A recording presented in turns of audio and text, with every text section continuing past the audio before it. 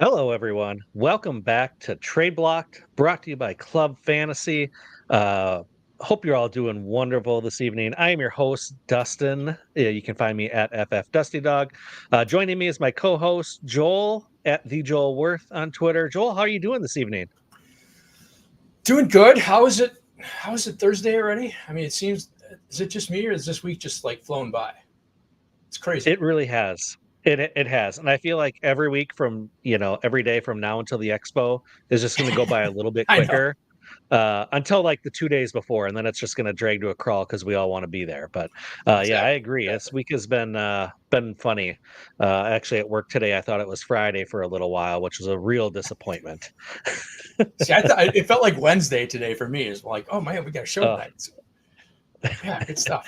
yes, but yeah, we've got a great show this evening. We are going to be talking about Tua Tagovailoa, however you pronounce his last name, but that's how I pronounce it. Um, I think one of the more interesting quarterbacks we could talk about here, just given the weapons and his situation in Miami there, which I think we all love. Um, so yeah, that is going to be our discussion for this evening. Um, Looks like um, current value for Tua in Dynasty Nerds is QB 14 in Superflex and then QB 15 in one quarterback. Joel, do you feel like that's an appropriate ranking for Tua? It's a little weird that they're not the same. Seems a little strange, but yeah. I mean, if you look at the rankings, I think that's probably fair. I mean, he's not. You got Kyler ahead of him. I think Kyler should be clearly ahead of him. Or no, Kyler's behind him in one QB. Or no, Kyler's behind him in Superflex, right? I got to make sure I got Kyler's Hmm. behind him in Superflex, which I guess I would not agree with. I would have Kyler ahead of him just because of the rushing upside. The rushing gives him. I mean, that gives him some floor that Tua doesn't have. But otherwise, yeah, I think that's about right. If you look at the guys ahead, what you got? Purdy, T Law, and then he's right with Dak. Jaden So yeah, Daniels. yeah, I think that's right. Daniels is interesting. The potential is there, but I mean we know what Tua is. I think Tua is a little bit underrated, but we can get into that. Yeah, I would agree. This is a little bit surprising for me too, only because and I know this hasn't necessarily translated, but with the offense he has, with Tyreek and Jalen Waddle and Achan and Mostert and all the guys that they have in this really fun offense that they're running here, it surprises me that he is ranked that low. Although I know we haven't seen it with his fantasy finishes. He hasn't finished as one of those top elite quarterbacks, so I understand it from that aspect. Uh, why? I guess I think he's pretty appropriately valued as well. I might have him a spot or two higher, but definitely right in that ballpark there. I guess are you surprised that his fantasy output doesn't equal that of these other pieces that we draft much higher? Well, here's the thing. I mean, the Dolphins scored 57 touchdowns last year. 27 of them were rushing. That's a crazy number. Like most teams That's aren't even going to crazy. score. Like a lot of teams aren't going to score 27 touchdowns total. So, like how many touchdowns did Carolina score last? I don't know. I don't know off my head, but I doubt they scored 27 touchdowns. 27 rushing touchdowns. If that regresses to a normal amount, even down to 20, which is still quite a few, and that's like double digits for HN and Mostert. You give Tua 7, 8 more touchdowns. Now he's a mid 30s QB, which is where Dak was last year. He's got Hmm. 4,600 yards. That kind of potential. He could push 5,000 yards if they ever, if they become more run heavy, if their defense regresses. They've got a new coordinator this year. They got a couple guys injured, Bradley Chubb, Jalen Phillips coming off pretty serious injuries who are important guys to their defense. So like if they just get into a lot of shootouts, I mean, you could legitimately see him push 5,000 yards and 35 touchdowns. I mean, that 35 touchdowns could be his floor, right? I mean, it could be, you can see him, you can see a world where he's a 40 touchdown quarterback. Hmm. Yeah, which would make him probably the value of drafts then for this year at least, and then would significantly push up his dynasty value. I feel like too Yeah, moving for sure. forward. But I think before we get too far into the weeds with that because I do want to circle back on that. Just kind of looking at value, moving ahead, and whatnot. But as we said, he's pretty appropriately being drafted with T-Law, Purdy, Jaden Daniels, Jordan Love all above him. And then the right below him, Kyler Murray, Dak, Goff, McCarthy. So I feel like that is pretty fair. And on Keep Trade Cut, he's QB 16, basically going in the same area with Purdy and Dak ahead, Drake May and Jared Goff behind him. So I think pretty well in the same area. Any surprise? I don't see any surprises there because it's pretty well mirroring what we're seeing on Dynasty Nerds. Yeah, I guess let me ask you this, and I'll kind of chime in afterwards when I get your opinion. He's QB 15 on Dynasty Nerds in single QB and QB 16 on KTC in single QB. You okay with him as your quarterback in a one quarterback league? In a one QB league, I think, yeah, if I was kind of punting the position, if this was like a startup, and I was kind of like, I'm going to try to accrue as much value as I can with these other positions, especially in a one QB league. Yeah, I would, if I could wait and get him at a discount, taking him at that QB 16 range, especially with the kind of upside we were just talking about here. If this offense really does open up, and we see some of that regression more towards the pass game than the run game, I would be perfectly happy having him as my quarterback. And then, like I said, just really taking that value in drafts and getting more wide receivers and running backs that could be really impactful for your roster instead of having to draft one of those quarterbacks earlier. Yeah, I think I tend to agree. I mean, one quarterback, I don't want to play roulette, right? I don't want to have two guys that I'm picking between every week because that's just a recipe for disaster. So I'd like to have one elite guy that I can trust. But I think Tua is a guy who, like, we know he struggles in the cold, and that's an issue and stuff like that. But so I'd want, a guy, maybe like a Goff or a Purdy or something that I could have to plug in for those weeks if it gets late in the year, he's playing cold weather games or something like that. But I think, for the first couple months of the season, yeah, he's a guy I'm perfectly fine with just running out there every week. Yeah, I think, well, might as well just get into it because I do think he's undervalued from that aspect. It's like I just go back to all these weapons that he has, and it's just crazy that if it was, I don't know, I can't even pull another quarterback out of my ass to drop him into the Miami squad. That if another quarterback had those weapons, you'd expect them to be much, much higher. Sure. You look at Jordan Love. Nothing bad against him, but you've got a lot of questions at wide receiver. There's a lot of hope there, and a lot of, we've seen bits and pieces of them being a really great receiving core there and a lot of weapons on that team. But really, they haven't done that much to elevate Jordan Love that high. But he's still 5 spots higher than Tua, who's got what's considered 2 elite wide receivers on his team.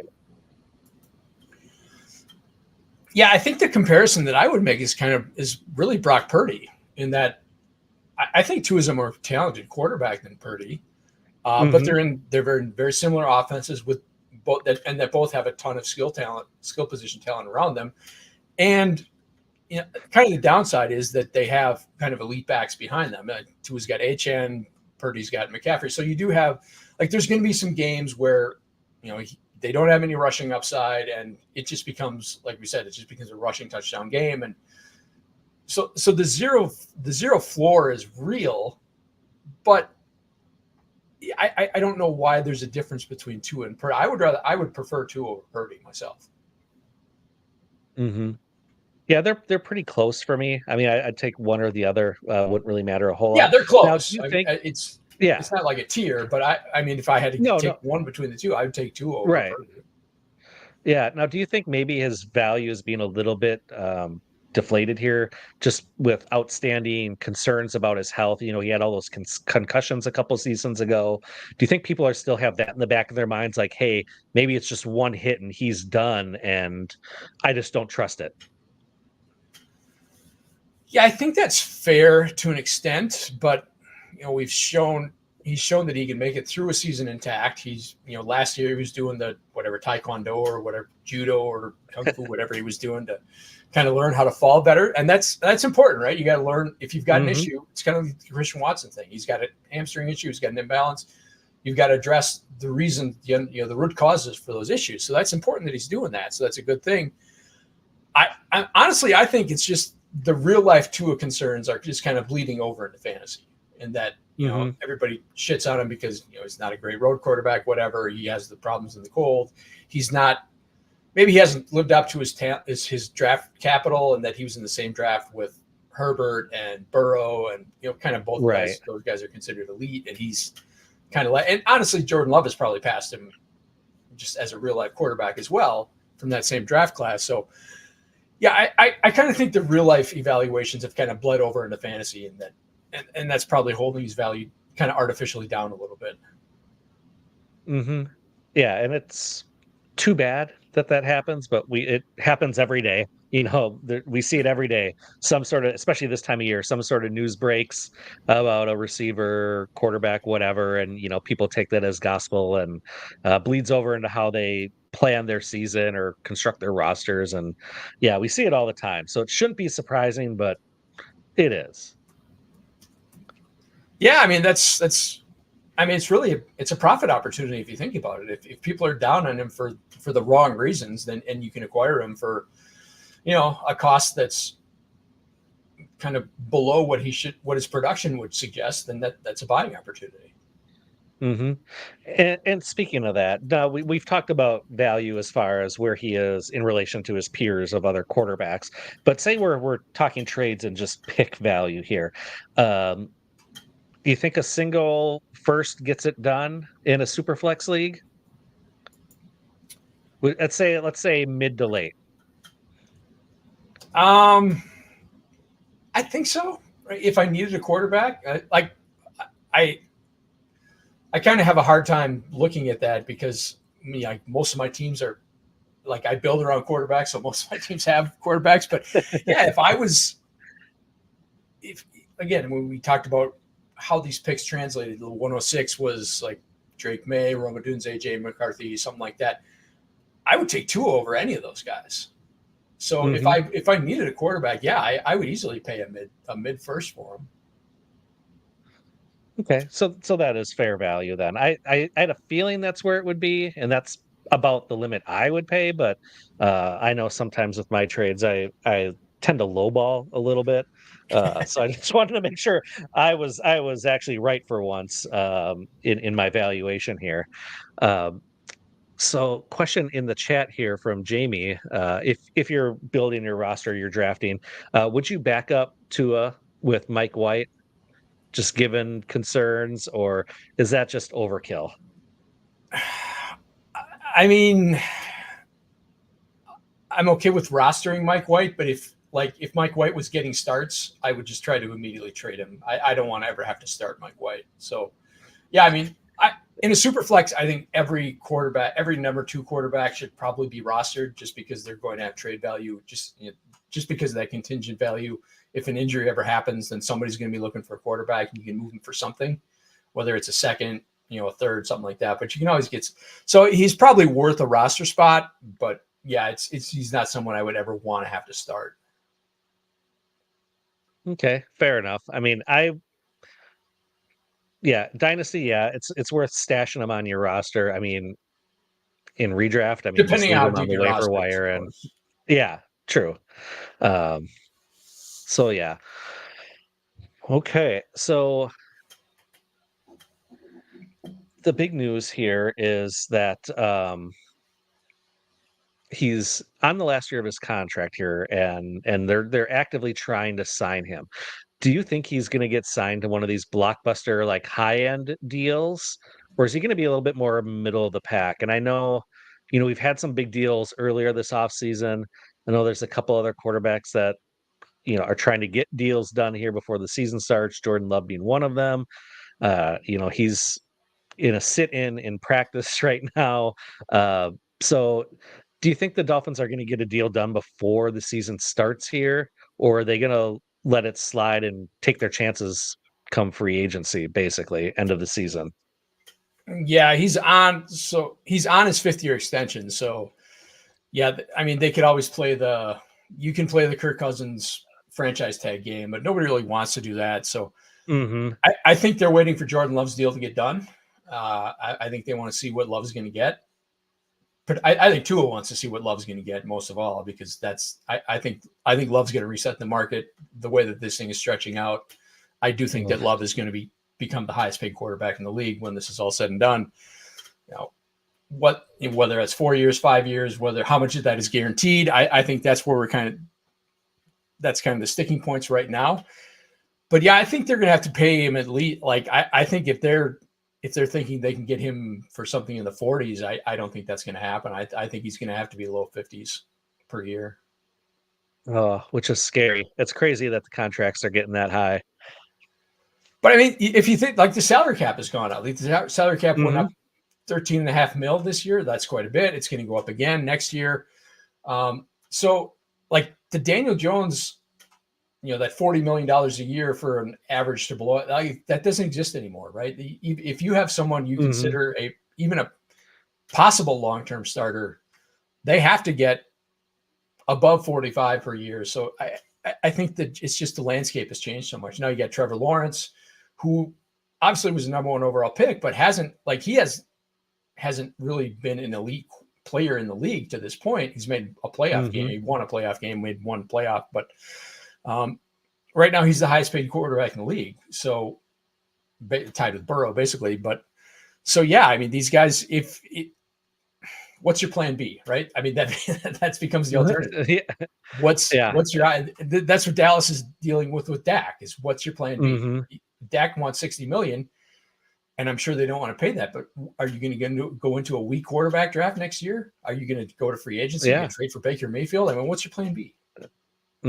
Yeah, and with the way teams are so desperate for quarterbacks, I mean, someone will be willing to pay it. One team will. So Oh yeah, for it's not sure. a matter of if these guys are getting paid, it's just a matter of when. So yeah, I it mean, you just think the it's Raiders wouldn't back up the truck for Dak Prescott right, absolutely. in a heartbeat? Yeah, it just it gives me concerns for with these teams giving the, quarterbacks, and I'm not saying it's not deserved, but with these big contracts eating up such a big chunk of the salary cap, that it's hard to get a super competitive team. And I know that's why teams like to draft the rookie quarterbacks, get them on these 5-year deals where they can Yep. try to have that win now championship window while the quarterback is not taking up so much of the cap space. But yeah, it's just crazy, the whole landscape of these contracts. Well, and it becomes like it's the way of the world right now. So I mean, you got to pay the Hmm. piper if you want to have an elite quarterback. So now your cap guy becomes a really important part of your team because you've got to be able to manage, be fitted in, figure out if you're going to front load it, back load it, whatever you're going to do, how much is going to be guaranteed, stuff like that. And then you've got to be like our favorite team, the Packers. You've got to be able to draft well. You've got to be able to find Hmm. talent throughout the draft that can come in, and they don't have to be stars, but they have to be, starting caliber players. And when you can do that, then you can, like the Packers, they don't have cap issues getting Jordan Love on it. They don't have issues getting Love under the Right. cap just because the rest of their team is so young. And most of it has Hmm. come from the past 2 draft classes, and they're not making that much money on the rest of the team. So that's your alternative, right? You either have a quarterback on a cheap rookie contract or your entire team on a cheap rookie contracts. Hmm. Yeah. Yeah. That was a nice little derailment there, talking about the Packers and quarterback contracts in general. But We got to fit it in where we can. let's get it back to Tua here. So for this season and the future, I think we touched on it a little bit, but is he someone that you would be actively going after for the season and beyond? Say you are a QB needy team. We know what the value is for draft picks or players. Would he be a target for you? Just knowing like, hey, he really hasn't reached his ceiling as far as what he could do in this offense.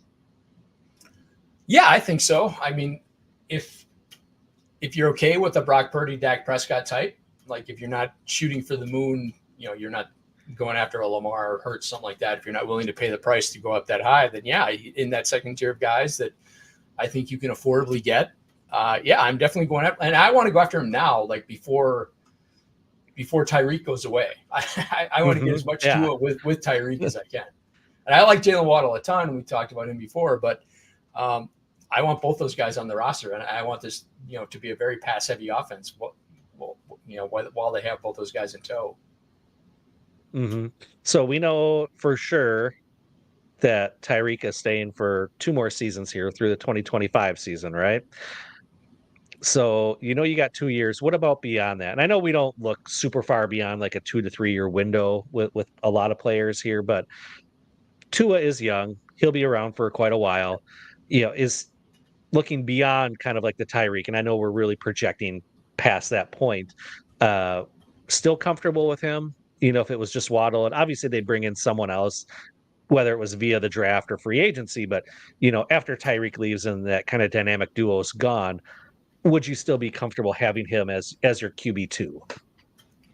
Yeah, I mean, they just signed Waddle to an extension, so that means like he's their priority, and we like with McDaniel there, this is always going to be a very pass-heavy offense. Like he was the 49ers passing game coordinator, so this is his specialty. This is what he wants to do. So, and they've made the commitment to Waddle. We know he's going to be there for a while. So, yeah, as long as he's healthy, they'll find someone else. And I don't want to say it's plug and play that you can fit guys in because Tyreek and Waddle are both very talented. But I think to an extent it kind of is because like McDaniels is so good at scheming these guys open, getting them free looks, free releases off the line. So yeah, I'm not super concerned about them being able to replenish a receiver core if and when Tyreek is not there anymore. And Tyreek's talking about wanting to get an extension, so it may not be just right just through 25. Right. And then, do you think what we've seen I'll say last year, because the concussion year we won't count here, but do you think like with last year with what we saw is maybe like his floor? Do you think he can get lower than that? I mean, I guess it's always possible. Like the floor could fall out, on the entire team. But just as a general rule, I mean, I would expect that his floor is basically what we saw last year. Like you said, it was very much more skewed to the run side of the ball than the passing. And so I feel like that's maybe like what we saw last year is like his floor, and it could only get better from there. Yeah, I agree with that. I like 46. It's hard to say 4,600 yards passing is a floor, but yeah, I think he should settle in that kind of mid fours. And I think 30 touchdowns should be the expectation, 30 plus. Like I said, he had 29 last year, and that was basically only half their passing or half their total offensive touchdowns, which is crazy. So, yeah, I do think that's the problem. I don't think his problem is really a seasonal floor. It's more of a week to week floor, and that you're going to have games where it's just HN and Mostert, and Tua does nothing because he doesn't have that. He doesn't have the rushing floor. You're not going to get any rushing from, although he slimmed down. I saw a picture of him today. He looks skinny, so maybe he's trying to be a little bit more mobile. But yeah, that's just the real issue is you just don't have that rushing floor that most of these guys provide, and so there is there's real serious downside on a weekly basis. All right, fair enough. I mean, I would personally just be comfortable with him, especially as a QB2. Like that would be a no-brainer for me. If I had to have him as my starting my QB1 in a super flex league, I would hope to have someone else ranked really close by him, like a Goff or Purdy, in that range, exactly, to be able to pair with him. Yeah. So you have like a decent 1-2. I wouldn't want to be in like a Daniel Jones or worse area for Baker Mayfield. Yeah, to have to pair with him. So I mean, if you can pair an elite guy with him, I think that's outstanding. But that's perfect. I think you could construct your team in such a fashion that you could get by with him as your number one, as long as you had that solid number two, and then the rest of the team is built very solidly. Yeah, I think as long as you've got a 1A, 1B thing where it is like a Tua and a Goff, like you said, or a Purdy or a Dak or something like that, then even like this year, I think Cousins would be okay because I think he's probably going to have a pretty good year in that offense. So yeah, if you've got that 1B, I think he's fine as a 1A. But yeah, if you're going down from Tua to Baker Mayfield, Daniel Jones, that's going to get kind of scary. Mm-hmm. All right, well, let's get into some trades here, shall we? For sure. This is where the rubber meets the road, and this is where I think things get really interesting. So, Joel, you have a trade here on the show sheet. Why don't you tell us all about it? Yeah, so this is a 12-team Superflex full point tight end premium, start 10. Now, this was before the draft. And this happened probably the day that the Texans signed Steph Diggs. I traded CJ Stroud for Tua and the 2024 103. That pick eventually became Jaden Daniels. So Tua and Jaden Daniels for CJ Stroud. Oh, I like that. I mean, Daniels is already rated higher or ranked higher than Tua in most leagues. So you're getting a guy that potentially has quite a bit of upside. He's got that rushing ability. He's got the arm. Definitely. We talked about it when we chatted about Terry McLaurin a couple weeks back. So I like that trade a lot. CJ Stroud, I love Stroud. I think he's a great young quarterback. I really have concerns about him keeping up at that level, especially because he doesn't have as much rushing upside as Daniels does. And I wonder if just with all these rushing quarterbacks that we have in the league and these dual threat quarterbacks, that if maybe what we saw last year is actually Stroud's ceiling in the short term here. And they brought on board, a running back in Joe Mixon too, who I'm not high on personally, but he has been a bell cow back throughout his career. And I think they wanted to be able to shore up that position so they don't necessarily have to rely on Stroud passing all the time like they did last season. So I like that trade for you a lot. Yeah, and that's that was just taking my internal alarm just goes off when I see a quarterback like that just being kind of overvalued to that extent, to where there was a stretch where he was. I think we talked about it last week. There was a stretch where he was like the number one quarterback on KTC, which is I agree. I love Stroud. I think he's going to be really good. I think he's going to be a very productive player. But if you're ranking him above Jalen Hurts, Josh Allen, Lamar Jackson, that's crazy. He's just not going to produce like those guys. Yeah, and they signed Mixon to a multi-year deal. They gave Devin Singletary a lot of run last year, and I like Devin Singletary more than most people. But that's not an elite running. That's not a Saquon Barkley level running back. So they they want to have a run game too. So yeah, there's a world where Tua is just as valuable as CJ Stroud, right? That's not inconceivable. So I think Tua had 4,600 yards, 20 to 30 touchdowns last year. Stroud didn't do that last year. So, yeah, I basically, the way I look at that is Tua clearly does not have the dynasty value that Stroud does, but the production is not going to be that far apart. And I get the 103, which becomes a quarterback that is even basically more valuable than even Tua is. Mm-hmm. Yeah, I like that. Anytime you can parlay one quarterback into two, especially on the upper level. I mean, Jaden Daniels, I think people are expecting a lot of things out of him. So, I mean, next year it wouldn't surprise me at all to see him well within the top 10, or in the top 10 of quarterbacks as far as for Dynasty. Yep. Oh yeah, for sure. All right. So then in this same league, you made another trade post-draft. Yep. So that trade came before the draft. This came after the draft. So after I had taken Daniels, and to no one's surprise, I also have Jordan Love on this team. So in that trade, I gave away Tua along with Drake London and Cade Otton, who I don't care about. and got back Caleb Williams, Josh Downs, and Deonta Foreman.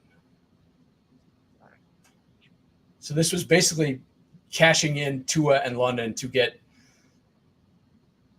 a quarterback that Caleb I think Williams. has much more perceived dynasty value, Mm-hmm. more market value, let's say that, than I think Tua does. Yeah, I would agree that Caleb definitely has more value than Tua does right now. I struggle a little bit with giving up Drake London. I am really high on him. I really like him. And I do too. I'd like I to do see too. what he does in this offense. But to get Caleb Williams, who was probably the 101 in drafts this year, the Yeah, 102 he at was the worst. 101 in that draft. So I mean, you have to pay for it, and you got some years back, and you got a guy that's already valued more than Tua. So, I mean, that's the price you have to pay to get that done. I understand that. yep. Uh, I don't know that I'd personally be able to pull that trigger, just for my love for Drake London. But I like the move. Those other pieces, yeah, are kind of inconsequential. Just kind of helped get the trade done, I suppose. But yeah, being able, I get now you have Caleb Williams and Jaden Daniels and Jordan Love as your starting quarterback or your quarterbacks on the squad. Like you are set as far as quarterbacks go for a number of years. Yeah, that and I struggle with giving up Drake London too. This wasn't an easy trade to pull the trigger on for sure. But I think Caleb is pretty far and away the most valuable player in the deal individually. Mm-hmm. I do like Josh Downs a little bit. I don't think he's ever going to be to the level that London is, or even close. To be honest, I think he's a replaceable receiver, but I think he's a back in a start 10. I think he's probably a back end starter in one of your flexes. So yeah, I don't think I'm like giving away two starters necessarily, but like I said, I'm getting the most valuable player in the deal. I'm getting the most valuable quarterback in the deal. I'm getting like Caleb's easily a top 10 quarterback, right? I mean, what's Dynasty Nerds has got him at QB 8, like right behind Justin Herbert, right in front of Anthony Richardson. That's a pretty valuable. Like you said, it was the 101 in most drafts. It was the 101 in this draft. So it was just by far the most valuable asset in the deal. And that's the price. Like you got to give something to get something. So. Yeah, absolutely. All right. Well, I know I saw a couple trades in the chat here, so let's go back and address Awesome. those. So the first one here from Mr. Savage Brett. Have an offer to trade Puka and a 25 third for Malik Neighbors and a 25 first. What are your thoughts on this, Joel? I'm smashing that because I love Neighbors. I like Puka a lot, but yeah, I love Neighbors. And to get I think Neighbors and Puka are going to be fairly close production-wise. So to go from a third to a first, yeah, I'm making that deal for sure. Yeah, same. Just Neighbors has the draft capital, and I know Puka didn't, but in what he did last year was unbelievable. Came out of nowhere as a rookie. I mean, I think everyone would be lying if they said that they thought this was in a range of outcomes for Puka. But just based on that, plus, like you said, you're getting the first on top of it. That just seems like a smash for that Neighbor side. Yeah, I would do that deal pretty easily. All right, and then, all right, here's a trade that didn't go through, almost got done, and we'll see your thoughts. Jamie says they tried to trade Tua for the 111 and Jamison Williams. I would try is that too. for Tua? Yeah. I'm not a Jamison Williams guy, so I was when he came out. I've since soured on him quite a bit. So yeah, I would definitely try to make that deal. Bummer that didn't go through, but I can understand it from the other side. Yeah, I am the same. I would rather have Tua here. I was big on Jamison when he came out too, and then after that lack of a rookie season, I dumped all my shares while the value was still high for him, and haven't regretted that move yet. Although it could come back this year. Apparently, he's in the best shape of his life and doing some amazing things there in practice. So we'll see. I do like the structure of the deal, though. I mean, props to Jamie. I think that's a good. That's if you want to move off of Jamison or you want to go get a Tua, I like that idea. Use him to kind of up the value of your first and get a Tua out of that. So yeah, I like the structure of that deal a lot. All right. And then Jamie, also following up from last week, uh, or a Oh yeah. couple weeks ago, I think. So I offered ETN for Waddle last week. The guy countered Marvin Harrison for Waddle straight up. And basically, the guy went on to say he's not trading Waddle without getting a young, talented wide receiver back. Response was Waddle is a young wide receiver, so just keep him. Yeah, Yeah. I agree with that. I mean, what's the? I mean, is Marvin Harrison more valuable dynasty wise than Waddle? Probably, but is there that much of a difference between what their production is going to be? No. So yeah, I wouldn't give up Marvin Harrison to get Waddle for sure. I just wouldn't do that deal either way, to be honest. No, I mean, to trade it within a tier like that between the same position just doesn't make a lot of sense generally, Yeah. unless for some reason that is a player that you absolutely love to watch. You want to root for them. They're on your favorite home team, team. Okay, then maybe you make that trade just because you want to be able to root for the guy in your squad. I would understand that, but generally, yeah, I don't like to make trades where it's within the same position, within the same tier like that. Like, it just, Yeah. you're not doing anything to help either squad. And if it's like from my end, I like if I have a lot of teams and I'm trying to balance my portfolio or something like that, I get a little bit more exposure to one, maybe balance my exposure to another, then I'm okay with it. But yeah, I agree. I do not like doing just straight up coin flip deals where it's just one player for one player, position for position. Just unless there's a drastic tier difference, it just doesn't make sense. Hmm. Yeah, absolutely. That was all I saw in the chat as far as potential trades. So, anyone else there in the chat, please pop in if you have more trade questions, because those are great. Or any sort of player value questions in general. Like, we'll answer those types of questions all day long for you. Um, do you Yeah, we want got to talk about a ton of couple action. other? No, for Oh, go just to ahead. say, we get a ton of action in the chat, so appreciate it. Hmm. Yeah, so I went on Dynasty Nerds, and I can try to pull it up on the screen here. A couple other Tua trades Sure. that happened here within this last week that we can talk about. All right. I don't know how well you can see that, but Team Got it. A has 2025 second and Tua, and they're getting back Derrick Henry and a 25 first. I think if this is a super flex, then it's easily Tua. If it's not, then I would probably lean the Henry side pretty easily. But I don't think this deal happens in a one quarterback league. So I'm going to assume it's super Yeah, flex, and yeah, I would pretty easily take the Tua side there. yeah, I think all these trades were all super flex. Okay. Yeah, I just think the value, like Henry's great. Obviously, he's going to be very productive this year, I expect. But he doesn't have any real trade value just because of his age. I mean, he's a 30-year-old running back that just doesn't command a lot of trade value in the dynasty community. So Tua is the most valuable asset in the deal by quite a bit. Like we've said before, I'm very much down on the 25 class in general. So I'm not super high on getting it like a 25 first in general. I would much rather have the Tua side here. Mm-hmm. All right, then moving on.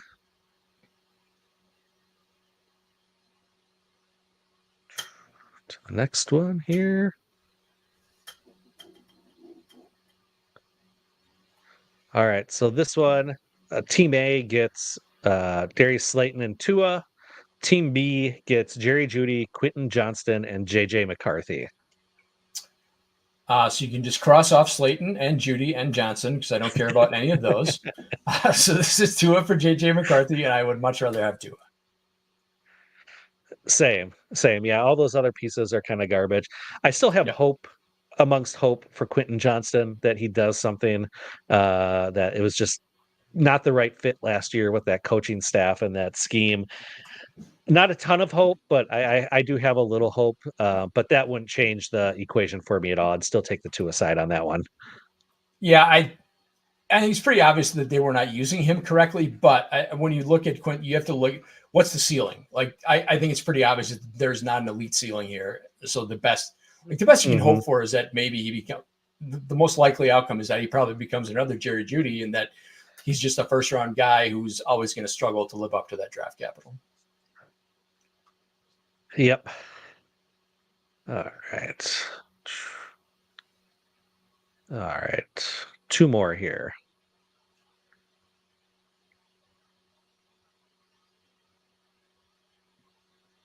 And this one is just Tua for 27 seconds. So this one's a couple years out, but it is a second round pick. I personally would take the Tua side on this. If I could get him for a 27 second, I would smash that all day long. Yeah, this has to be a one quarterback deal because there's no way this is happening in a super flex. Even in a one quarterback, there's no way there's no way I care about a 27 second in any way whatsoever. Mm-hmm. So yeah, even in a one quarterback, that's easily Tua. All right. So in the chat here, we got Cat for Life question. Would you guys go Kyren Williams and Achane back to back in a draft? I would have no problem. I would take Achane first, but I would have no problem with it if that's the way you want to go. Yeah. Mm-hmm. I like both those guys quite a bit. Like talking about Kyren, there was just, when they drafted Blake Corum, he had that foot injury when they went to OTAs. There was some real concern. Now you listen to Sean McVay, he's the guy. He is the man there, and Corum is just a contingency. So yeah, I think we're going to start to see Kyren Williams' value just trying to steamroll back to where it should be, honestly. So yeah, I would have no problem taking those guys back to back. I like them. Mm-hmm. I like them both very much. I think they're going to both have a lot of dynasty value. Yeah, same. And the upside for both of them is just tremendous. I do think that McVay wants to use him as a bell cow guy. They just haven't had that since Gurley was there. And I think that's how he wants to be able to keep the one guy out there on the field with their offense and be able just to go. And the same with the Dolphins. I mean, we were just talking Achane, and it's like, I mean, his upside is unreal with what we saw last year on limited touches. And while he's probably not going to be nearly as efficient, and reach those efficiency numbers that we saw last year, but if we see more volume out of him, that'll more than make up for it. So I would have no issues drafting both of those guys either. Yeah, Josh and I discussed Achane a couple of weeks ago on the Sunday show, and like I said, he's not as high on him as I am, but yes, he was historically efficient last year. That's absolutely true. But I think the regression is already baked into his cost, right? I mean, if we expected that to maintain, he would be right there with Bijan, right? He was incredible last year. He's getting like over 7 yards of touch, which is just insane. So yeah, even if he comes back to low 7, high 6, even a mid 6, if he stays healthy, the volume, the value of that kind of efficiency. Like I compared him to Chris Johnson like before the draft. I think you see a lot of people comparing him to Chris Johnson. Now, this never surprised me. I was super high on him, and this is the upside that he has. So, yeah, he could be like Achane has like number 1 overall running back upside easily. Whoa, I like that. Gives me all the good feelings. All right. I saved the best Tua trade here for last. Okay.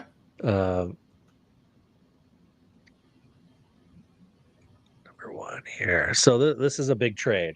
So this is a 25 first, Tua, Jahmyr Gibbs, Rondale Moore, and Wan'Dale Robinson on Team A. Team B gets Patrick Mahomes and Bijan Robinson. Now this is a big trade here. That's a big boy trade, yeah. I think you just have to, with the scale of this trade, I think you just have to eliminate the Ondales from consideration here, just because they're so like relative. Like, I don't have a problem with either one of those guys. They're rosterable, but they're compared to the rest of the trade, they're pretty insignificant. So I'm fine just writing those off. So Tua a first and Gibbs for Mahomes and Bijan. Man. I think I would have to take the Mahomes Bijan side, but the other side is interesting. Just Mahomes just commands so much dynasty value, um, and I think I don't think the production between Mahomes and Tua is drastically significant, but I do think the perceived value between the two is very significant. So, and I think with Bijan and Gibbs too, it's as much as people like Gibbs, Bijan is just much more valued asset. So yeah, I don't think the first kind of bridges that gap. So I would take the Mahomes Bijan side, but that's definitely a big boy trade there. Yeah, I would take the Mahomes side as well. I mean, Mahomes is worth multiple firsts at a minimum. Bijan's worth multiple firsts at this point as a minimum. So, we were talking Tua as a single. Gibbs, you can make the argument might be multiple firsts. So maybe it's close, but I would still take um, just the known production on the Team B side with Mahomes and Bijan, rather than hoping, Tua reaches the ceiling that we talked about earlier that he could have, and Gibbs gets a larger chunk of this offense and becomes even more involved, and then hopefully that first turns into another elite player. Basically, is what you're hoping for at that point. And as you've talked about over multiple weeks here, the 25 class isn't looking the strongest. So, yeah, give me the known quantity over that. And if you're giving up Mahomes and Bijan, how good is that pick going to be? Right? There's no way that's not a playoff. So yeah, absolutely. Like I don't know that you could go like out into the wild and trade Tua and a first for Mahomes. I don't think you could get that deal done. So no, I think you're losing on the Bijan Gibbs side as well. So yeah, that I would you're putting a lot of value into either Rondale Moore or Wan'Dale Robinson to make that deal kind of even up. I mean, if you believe in those guys, then that's fine. But I personally do not. I mean, I'm okay with both those guys, but I don't think neither one of them are difference makers, right? Their best case is back end starters. So yeah, and even then, it's like in a managed lineup, do you really trust those guys on a week to week basis that you would ever be comfortable starting them? So yeah, they're filler. They're fine roster filler, but they're nobody that you're kind of building your team around. Mm-hmm. If anything, you hope they pop off early in the season here, and then trade them for a second or a couple of thirds, and get some of that value back on them. Yeah, exactly. I mean, if you can, if they have a spike game early in the season, like it, and I think Rondale Moore could in this, move into Atlanta.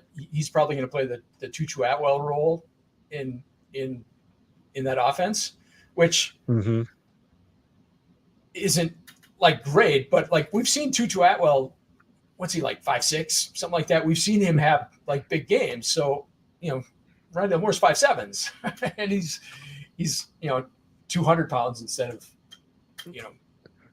150. 150 something. Yeah, exactly. So maybe a little bit more bulk makes that a much more attractive role. So he's a guy I could see having a few spike games early, and then you can move him for maybe a second or something like that. Or I don't think you're ever going to get a first for him, but I could see him having some trade value. But yeah, I don't think he's ever going to be a consistent enough player that you're ever like super comfortable starting him. Yeah, absolutely.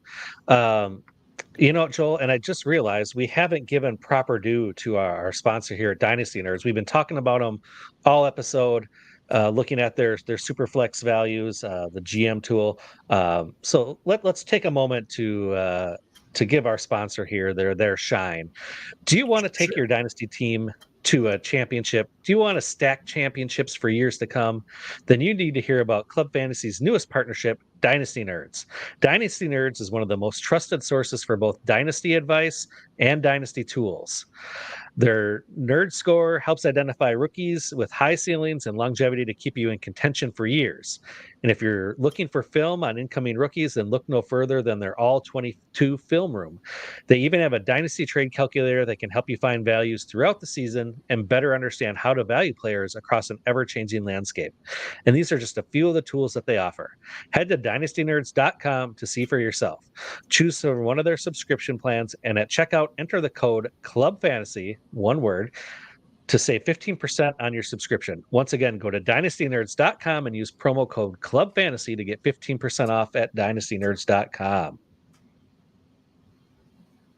And their tools are great. As I said, we were talking a little bit before the show started, pulled up their dynasty values, pulled up the dynasty GM. They got the trade calculator. They got trades. That's where I pulled those Tua trades from, was actual trades that folks had submitted onto their website. So tons of great things there, and a great tool to help you win your fantasy leagues. Yeah, the prospect film room is literally worth the price of the subscription by itself. I've subscribed for several years just to get access to the film room, to be honest. Mm-hmm. Yeah, it is unbelievable the work that they put into that. Do you have any other trades you want to discuss here? I'm not seeing anything else in the chat, and I ran out of Tua trades. Is there any others that you want to talk about here? No, that's all I've got. He's a guy that doesn't really move very much, but I think you probably should a little bit more. So I think if there's one takeaway from the show, go out and buy some Tua, because I think his value is a little bit depressed relative to what you're going to get from him production wise. Mm-hmm. Yep, and now is the time before the season starts here, because I think once the season starts and he has a couple early blow up games here, it's going to be real hard to pry him away from your league mates. So strike while the iron's hot right now, and take advantage of some of this league chat that's going on with the training camp and everything too. Like if you're hearing reports, especially with Tua, they're trying to work on this contract. If people aren't confident that this is going to get done, and that makes them worried for the long-term value of Tua, hey, jump on that. Maybe let your league mates know about that and be like, hey, they're not set on Tua long term here. Perhaps, like, do you want to hang on to this guy as your long term option? If he ends up somewhere else. So take advantage of this sort of stuff if you're able to. Not all leagues are the same, but yeah, I'd say do what you can to go get them now. Uncertainty is your friend. That's right. And looking at looking at their early season schedule, they got Jacksonville early. They should be able to put some points there. Buffalo is going to be tough, but Seattle, they could put up points there. The Titans, I think they're going to be pretty bad. They could have a few blow up games in the first month of the season. So yeah, I think he's a guy. Remember that Denver game where they put up 70 came in week 4 last year too. So they can score early and often. So you want to, like you said, strike while the iron's hot. Go out there and get him now. That's right. Or on the flip side, if you're not a big Tua believer and you have him on your roster, maybe wait until the season starts and he has those blow up games, and you can trade him away high. It works both ways, folks. Exactly. All right. Any final thoughts here, Joel, before we sign off for the evening? No, just want to thank everybody for checking in. Like, ton of action in the chat. Appreciate that. Good to see everyone, and looking forward to next week. Talking about Rachaad White next week. So another interesting player. Oh, that I think will be a very interesting show, to say the least. I think his value is all over the place. Yeah, that was great. Thank you, everyone, for joining us. Thanks for watching. Join us every single week. We'll be live here on YouTube. You can join us in the chat. We'll answer any of your trade questions. As we're getting into redraft season here with drafting, we'll give you advice on drafts too. We're not just strictly dynasty related and just trades. We'll be here for any of your questions that you want answered. Go out, follow us on Twitter. You can follow my partner here, Joel, at the Joel Wirth. You can follow. You know what? I'm not going to shout out Hoov and give him his due since he's not here. You only get to follow the people that are on the show during the week. And you can follow me at FF Dusty Dog. And make sure you're following and subscribing to all the Club Fantasy's shows at Club Fantasy FFL and Women of Fantasy Football at women_FF. And make sure you're following all the shows that we have under our banner here. On Mondays, we've got Mocking with the Stars. On Tuesday, we've got the Masterclass. And on Wednesday, we've got Who's Your Caddy, which is a golf DFS show. On Wednesday nights, the flagship show of No Punt Intended. You've got us on Thursday with TradeBlocked, but also join us couple hours later with Mock Girl Summer. And on Saturdays, we got Mock It Like It's Hot. And on Sunday, it's the Dynasty After Party. So make sure you're going out and following all these shows, making sure you get notified when we go live every single week. Hop in the chat for any of the shows. They're always a lot of fun, very interactive. And you'll be missing out on some good information if you don't join it. So Yeah, make Ryan sure you're Hallam. checking out all of Ryan our Hallam shows. tonight on Mock Girl Summer should be a good show. Oh, yeah, absolutely. Absolutely. And with that, folks, we'll just see you next week. Thank you for joining. Thanks, everybody.